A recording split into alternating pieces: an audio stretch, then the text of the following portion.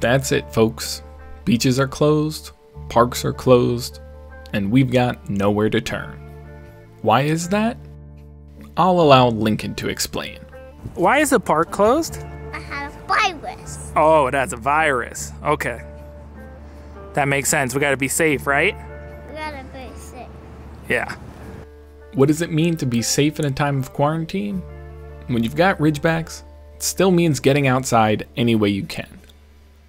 Because these guys still have their usual energy, but they've got nowhere to run off leash. We've gone on more walks and jogs this week than ever before, but still, it's quite clear I'm cramping their style.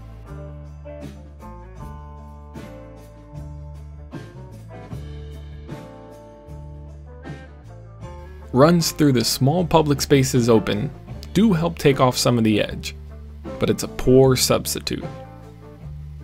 Especially when trying to do the whole social distancing thing, because we're not the only ones with this predicament. My attempts at tiring the dogs out on a single flight of stairs really encapsulates my desperation here, but desperate times, etc., etc.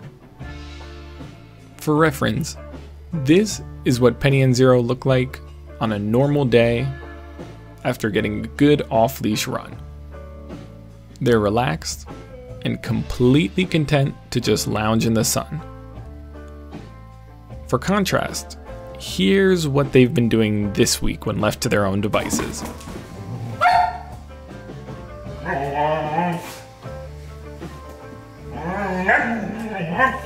What do you think? Maybe just a touch of cabin fever? This couch has become more of a crash pad than anything else. And if your favorite type of music is a cacophony of snarls, snorts, growls, and crashing dogs, well, I have the soundtrack for you.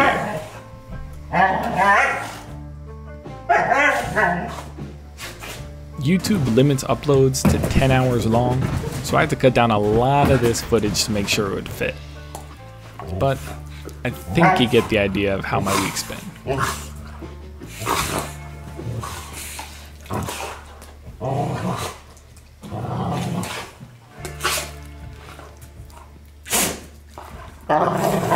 Wasn't for a lack of effort. I tried to intervene by teaching the dogs about meditation, but they're not really the Zen type. And I'll admit, my idea to teach them how to breakdance might have been slightly ambitious. Overall, I'm pretty sure that, per usual, I solved nothing. The dog's energy quite evidently remained just as high as it was. To be fair, they're only doing what's natural, which is where I got the brilliant idea to embrace their nature with a bit of lion hunting. This guy wasn't as fearsome as initially hoped, so I had to give him an upgrade to increase the challenge. Plus, it was nice to both clean the house and play with the dogs at the same time, while not having to move at all. Still, it wasn't challenging enough. That's when I decided to really step up the competition. This very realistic simulation confirms a few things. First, if we ever did need to hunt a lion, Penny would be the one in charge of the hunt. Her game plan would be to send Zero in to distract the beast, while she ran around like crazy and delivered the final blow.